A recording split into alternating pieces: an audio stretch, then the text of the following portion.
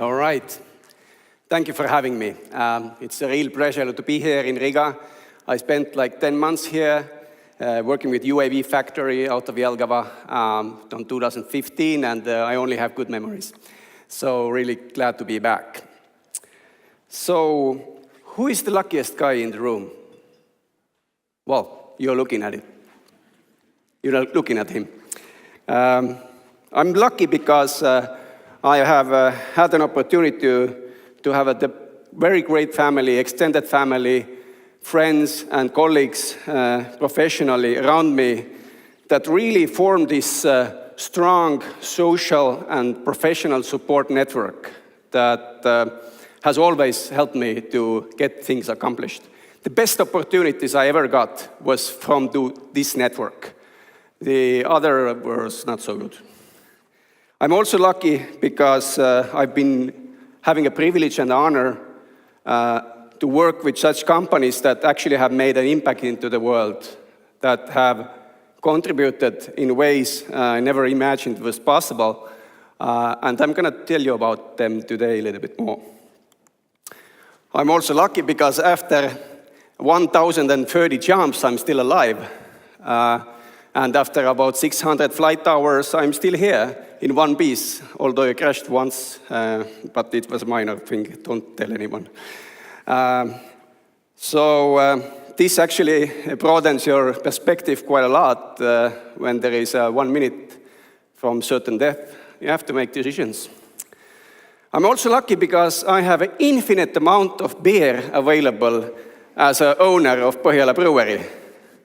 So, well, it kind of shows, I know, working on that. But what is luck? Is it planning, motivation, action, like taking responsibility? What is it? If you Google for it, you find many different definitions. It's been studied. But for me, I guess 3 things sort of stand out. One being that I've always chosen the hardest option. When I'm making a decision, I always have 5, 6 scenarios laid down, and I've always chosen the hardest one, and it has paid off royally. I've always went all in, meaning that you do something, you commit to it, there is no doubts. Even if it feels a little bit hasty, you don't know whether it's the right thing, if you bring that along every day, you're gonna fail. So that's a sort of a self-fulfilling prophecy right there. And I also try to be flexible. I have certain beliefs, certain ideas that I want to push, but there are so many different ways how things can get done. So you have to adapt and be flexible and really work with guys on your principles. So why I'm here today?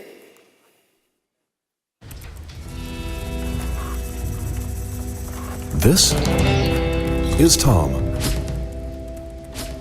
In everyday life, you won't even see him. But we know he's there. Yes, Tom is here to do what he does best. He can visit you, even if you're just trying to relax.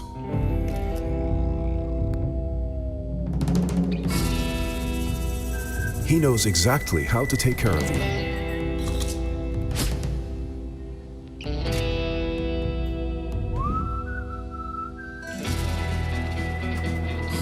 Guys like Tom make every day challenging.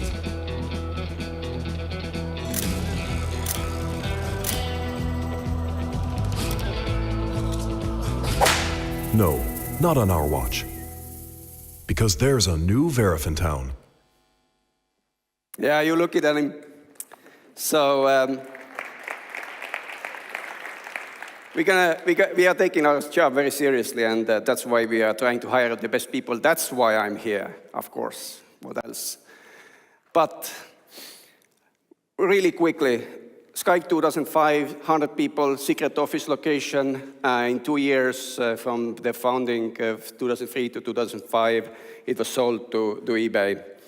Stayed there for 8 years, then took a break, started with Põhjala in 2011, first factory 2014, first World 100th Best Breweries nomination, 2017.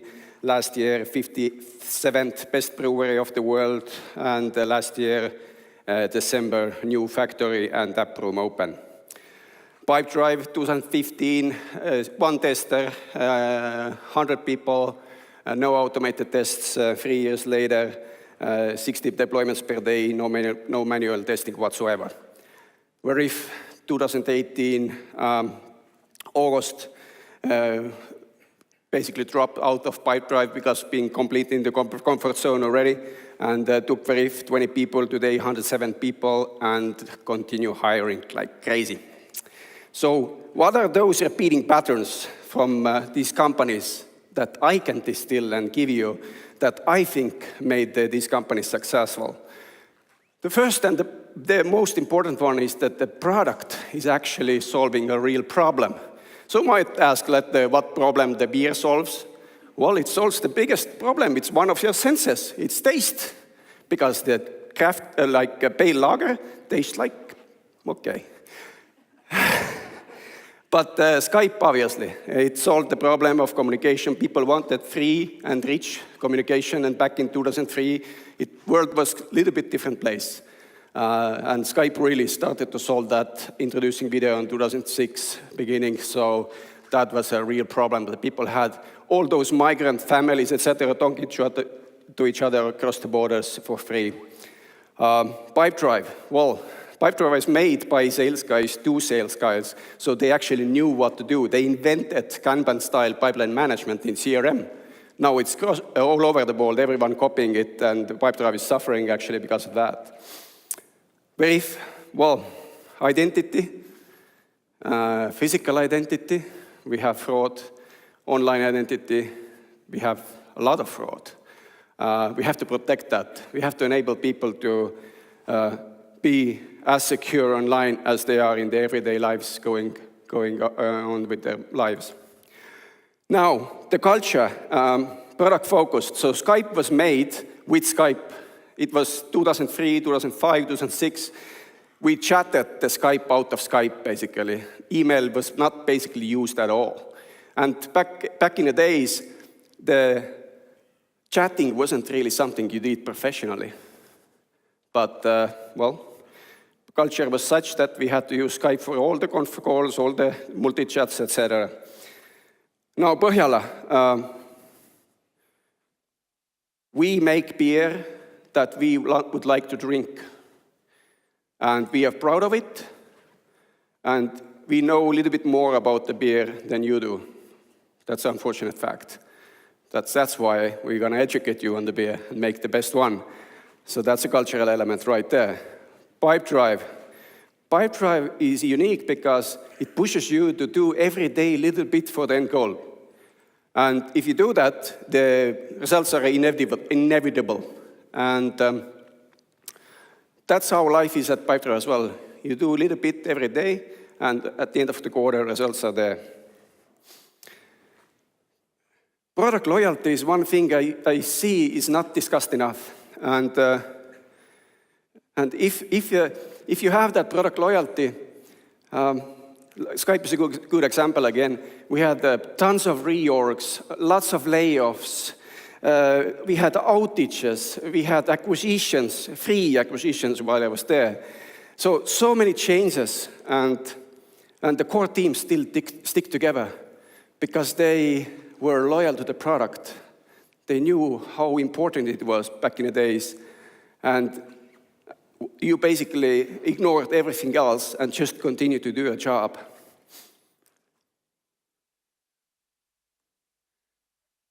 The hiring. Well, it's clear that when you hire from your networks, you get extra loyalty. You get, so person joins, he or she is accountable to her boss, to the company, but also to the referral, the person who referred him to that company. And that is something very important in so small societies like Estonia, because everyone knows each other. So you are forced to do your best. In Skype 2005, Since the office location was secret, as lawyers were chasing Gaza, with Gaza court cases, then there was only way to hire from network, because you couldn't put the job ad up, right? In Põhjala, we only hire from network, because we hire people who are passionate about the beer, who know about the beer, who basically want to be in that world, like fully in. And you can't put that ad up that, hey, beer lover, join Põhjala. It doesn't work. And with Veriff again, well, if you hire 10, 15 people a week, how do you do that? So to get that started, you start to build the network, and then you make that network work for you. So every joiner brings 3 more people along from their networks. So that's how we got from 20 to 107 in 5 months about. Like you see, I'm like totally not an ego trip here, right? Very humble, but very proud. I've had a good moment when I was traveling from Gatwick to London, and it was, I guess, like 2006, so Skype wasn't really a big thing yet, but there were some teenagers talking about what they're gonna get the new computer, so what they're gonna install to that computer. And I was sitting right there, responsible for the quality of Skype, and the person said, Skype, of course. I was like, fuck, if they only knew that I'm here. But, well, that was a testimony. At Põhjala, we don't talk about much, well, except now, of course, about the company. We talk about the product. We talk about the beer, how it tastes, what do you feel when you taste it, and we talk about the people making that beer. So we are humble in a way, but then proud. Yeah. And Pipedrive as well. Pipedrive is actually a company where I think I even don't know whether there was anyone burned out ever, because the founders and the management staff is so warm towards their employees that your life is just wonderful every day. That was one of the principles that Timo Rein, one of the founders, laid out early, is that you have to not ruin anyone's day, ever. All right, a little bit of about the teams. So all these startups, companies I mentioned, they were founded by several people. So Skype was like two businessmen, 4 engineers. Pipedrive was 5 people. Põhjala was 4 people. Veriff has 3 people as founders. And from Põhjala's example, we were like 4 total egomaniacs, passionate about beer type of guys, and joined around the table, and it was clear that this is not going to work. So luckily we had a good advisor who drafted us so strong agreement that we were glued together as a team. And so you had a choice whether to take it or not get it at all. So, yeah. Okay. Lost my thought a little bit here. I talked about shareholders agreement already. In Põhjala, we had all the major decisions needed to be 90% favor. So there were 4 guys with 25%, right? So impossible situation. If that's not happening, company will be dissolved. And there was a clear mechanism how that will happen. Very detailed, long text, but everyone knew that we either take it all or get nothing. And that was one of a kind of a thing, because that made everyone really working together as a team, and it still works well. Also, about options. There was a talk earlier about this, and I've been damn lucky to have options to every company I've worked for. And they worked out well. Give them. It's a great way to motivate your team. First 100 people, for sure. 150 was mentioned here earlier. And even if it's not a big amount, the fact matters more even. It's a good style. You get good investors if you think about your employees and give them options. So sharing is caring in very big way. But with the teams, as I said, every team has a weakest link.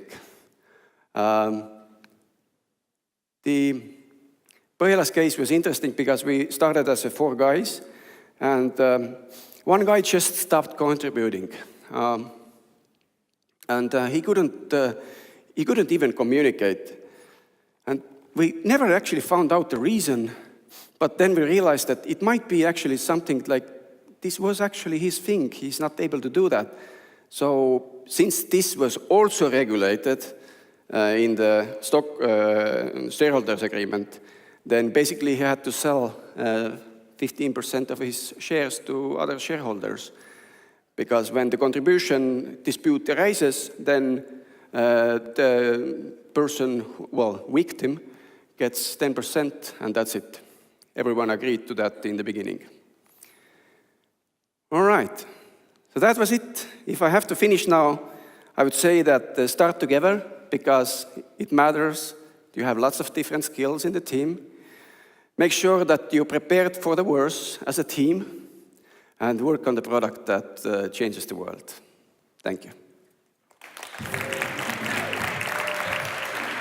Tiit.